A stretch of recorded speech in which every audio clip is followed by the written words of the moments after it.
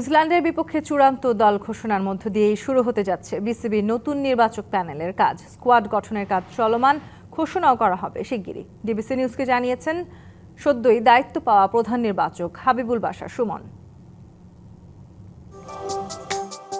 নির্দিষ্ট মেয়াদ শেষে প্রধান নির্বাচকের দায়িত্ব আর নবায়ন করেননি গাজী আশরাফ হোসেন লিপু। বিদায়ী সিলেক্টর্স বস লিপুকে পাকিস্তান সিরিজ শেষে ড্রেসিং রুমেই বাই বলেছেন মিরাজ লিটন শান্তরা। লিপুর বিদায়ের পর তার চেয়ারে নতুন selectors panel chairman Habibul Bashar Suman.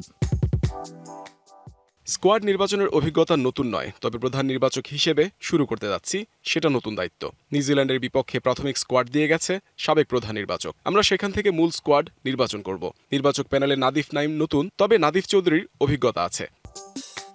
Suman deputy হিসেবে পেয়েছেন তার সময়ের মাঠের সহযোদ্ধা হাসিবুল হোসেন শান্তকে। এর বাইরে পেয়েছেন নির্বাচক প্যানেলের নতুন মুখ নাইম ইসলাম ও নাদিফ চৌধুরীকে। বিগত সময়ে দেখা 3 জনের নির্বাচক প্যানেল কখনো কখনো নেমে গেছে 2 জনে। এবার নির্বাচক প্যানেলের সদস্য সংখ্যা 4। আমরা তো চেষ্টা করব, অবশ্যই আপনাদের মতোই সবাই চাই বাংলাদেশ ক্রিকেটটা আগাক। সো আমার ফার্স্ট প্ল্যান থাকলে ক্রিকেটটা যেভাবে আগানো যায়, যে জায়গাগুলো ল্যাকিংস আছে।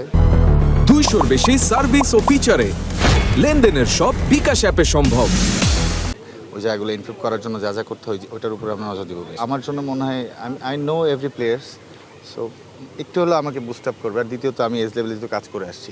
বাশার শান্ত নাইম নাদিফদের যাত্রা শুরুতেই নিউজিল্যান্ড চ্যালেঞ্জ। সাবেক নির্বাচক হাবিবুল বাশার সুমন কিউইদের বিপক্ষে স্কোয়াড ঘোষণা করবেন প্রধান নির্বাচক হিসেবে।